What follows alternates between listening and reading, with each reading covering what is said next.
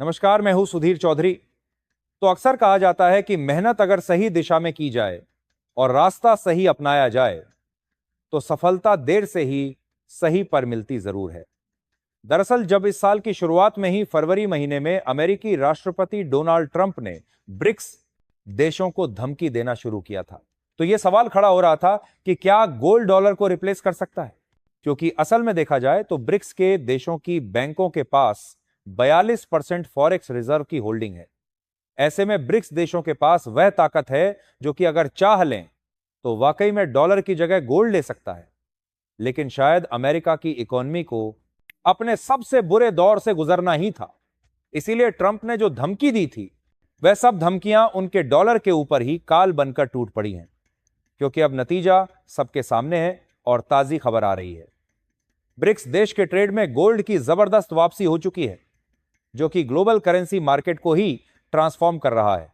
और दो और, वर्ल्ड गोल्ड काउंसिल में हाल ही में एक ऐसी रिपोर्ट पब्लिश की है जिसने डॉलर की अस्तित्व को हिलाकर रख दिया है। क्योंकि वर्ल्ड गोल्ड काउंसिल की तरफ से जुलाई महीने में दुनिया की अलग अलग सेंट्रल बैंक द्वारा खरीदे गए गोल्ड का लेटेस्ट आंकड़ा सामने आ चुका है, जिसमें हमारे भारत को भी एक बढ़िया पोजीशन मिली है। तो चलिए पूरी डेवलपमेंट को समझते हैं कि आखिरकार इसको लेकर हाल ही में क्या कुछ देखने को मिल रहा है और लेटेस्ट आंकड़े के हिसाब से भारत कहां पर खड़ा है। लेकिन आगे बढ़ने से पहले इस वीडियो को लाइक करके चैनल को सब्सक्राइब जरूर कर लीजिए, क्योंकि आपके लिए तो 1 सेकंड का काम है, लेकिन इससे हमारी काफी बड़ी मदद होती है। दरअसल हाल ही में हो ये रहा है कि दुनिया के अलग अलग देश के जितने भी सेंट्रल बैंक हैं, फिर चाहे यूरोपीय देश के ही सेंट्रल बैंक क्यों ना हो या फिर मिडिल ईस्ट और एशियाई देशों का कोई सेंट्रल बैंक ही क्यों ना हो, सभी देशों की सेंट्रल बैंकों में यह देखा जा रहा है कि वह अपने फॉरेक्स रिजर्व यानी कि विदेशी मुद्रा भंडार में डॉलर जैसी विदेशी करेंसी को पहले एक भारी भरकम मात्रा में रखते थे, ताकि इमरजेंसी फंड में इसका इस्तेमाल किया जा सके, क्योंकि डॉलर से ज्यादा भरोसेमंद मुद्रा और कोई थी ही नहीं। लेकिन अब अचानक वहीं केंद्रीय बैंकों का भरोसा इस तरीके से डॉलर से टूटा कि डॉलर का अस्तित्व अपने सबसे खतरे के दौर पर पहुंच चुका है। क्योंकि अब यह बात सच हो चुकी है कि भारत, रूस और चीन द्वारा संचालित किए जा रहे ब्रिक्स में शामिल देशों ने डीडॉलराइजेशन की जो दीवार मजबूत की थी, अब इस डीडॉलराइजेशन के लिए दुनिया की बड़ी बड़ी बैंक खुद मैदान में उतर चुकी हैं। और आप लोग इस बात को भली भांति समझ सकते हैं कि फिलहाल के दिनों में सोने की कीमत दिन पर दिन बढ़ती जा रही है। और सोने की कीमत की बढ़ोतरी केवल भारत में ही नहीं हो रही, बल्कि पूरे वैश्विक मार्केट में ही सोने की कीमत बढ़ रही।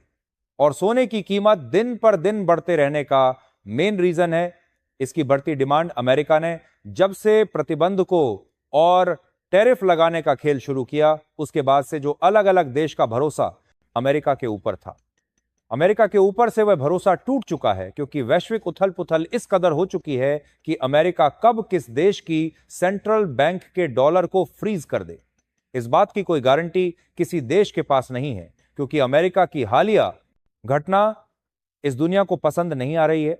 और क्योंकि हर देश डॉलर इसीलिए रखते हैं कि हम उसका इस्तेमाल करके एक दूसरे देशों के बीच लेन देन कर सके और सामानों को खरीदने में कोई दिक्कत ना आए और सामानों को बेचने के लिए भी हम डॉलर ले सके। लेकिन क्योंकि जब अमेरिका से भरोसा उठ गया है तो अमेरिकी डॉलर पर कोई भी देश डिपेंड नहीं रहना चाहता। और यही सच्चाई है, क्योंकि ऐसे में किसी देश के लिए डॉलर का इस्तेमाल करके व्यापार करना उनके लिए मुश्किल ना हो जाए। इसीलिए उन्हें एक अल्टरनेटिव पेमेंट सोर्स चाहिए जिस पर भरोसा किया जा सके और ना ही उस पर प्रतिबंध लगने का डर हो और ना ही किसी एक का कंट्रोल हो, बल्कि सभी देशों को चाहिए आजादी और ट्रांसपेरेंसी।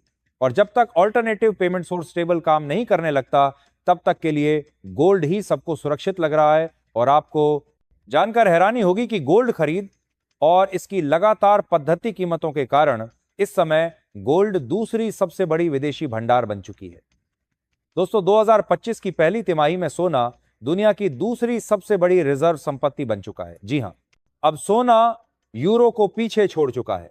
डॉलर अब भी नंबर 1 है, लेकिन उसका दबदबा लगातार कम हो रहा है।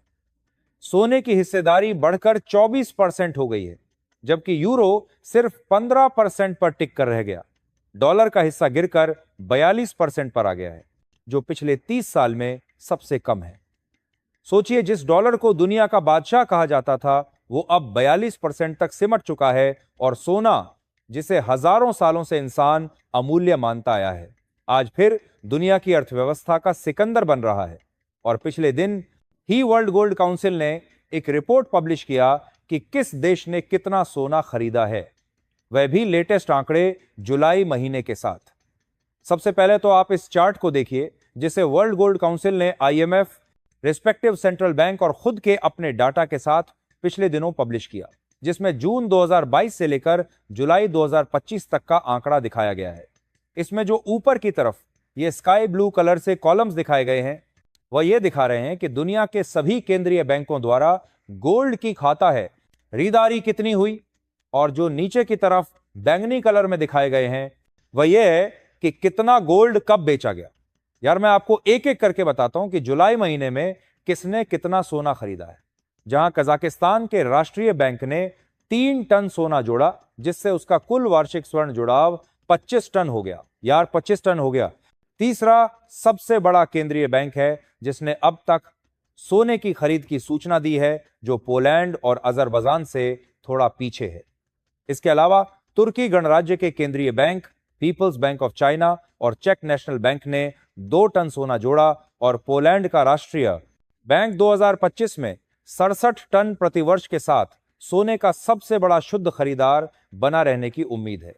आपको बता दें कि वर्ल्ड बैंक काउंसिलिंग दूसरा चार्ट भी पब्लिश किया, जिसे अपनी स्क्रीन पर देख सकते हैं, जहां साफ साफ देख सकते हैं कि बड़ी दरबारी है 8 बूर से समझ में। 2025 में इस हिसाब से सोना खरीदने के मामले में सबसे नंबर 1 पर रहा पोलैंड, दूसरे नंबर पर अजरबैजान, तीसरे नंबर पर कजाकिस्तान। इसी तरह चीन, तुर्की, कंबोडिया, कतर और घाना के बाद इंडिया का नंबर आता है। इस तरीके से गोल्ड खरीदने के मामले में इस साल 2025 में भारत 10वें स्थान पर रहा। फिलहाल सवाल यह है कि डॉलर और अमेरिकी आधारित स्विफ्ट पेमेंट सिस्टम जाएगा तो कौन सा पेमेंट सिस्टम काम बढ़िया करेगा? तो देखिए, आने वाली टेक्नोलॉजी दुनिया की आर्थिक तस्वीर बदल सकती है।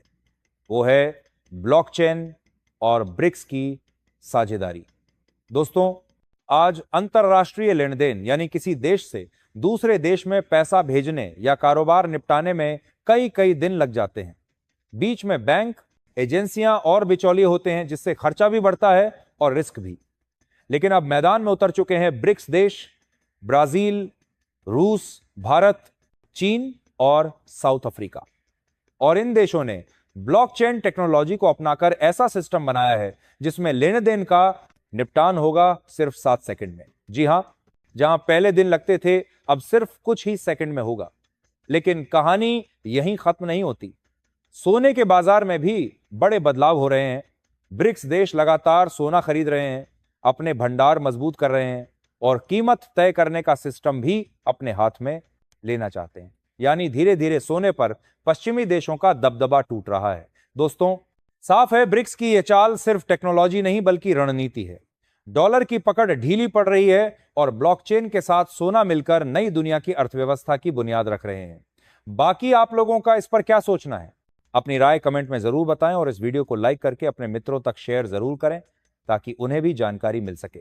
इसी तरह और भी नॉलेजेबल वीडियोस देखने के लिए चैनल को सब्सक्राइब करके बेल आइकन कॉल पर जरूर सेलेक्ट करें। जय श्री राम,